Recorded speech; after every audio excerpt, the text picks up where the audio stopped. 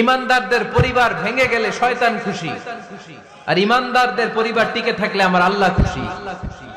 আমরা কার খুশি চাই? জোরে বলতে হবে, খুশি চাই কার? শয়তান সব সময় চায় ইমানদারদের ফ্যামিলি ভেঙে দিতে। Always he tries his level best to break down the relationship of a mu'min family. একজন ইমানদারের ফ্যামিলি কি করে ব্রেক ডাউন করে দেয়া যায়? যেন ঝগড়াই করব না আমরা। আপনি ঝগড়া করলে ভাবি যেন ঠান্ডা থাকে, ভাবি ঝগড়া শুরু করলে আপনি ঠান্ডা থাকবেন।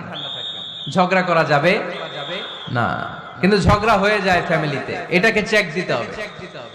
ঝগড়া নিয়ে অনেক মজার মজার গল্প আছে। একটা গল্প দিয়ে আজকে শুরু করি।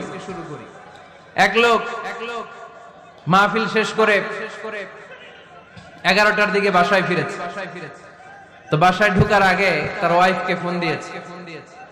ফোন দিয়ে বলতেছে, এই মাহফিল শেষ, আমি কিন্তু বাসায় চলে আসতেছি।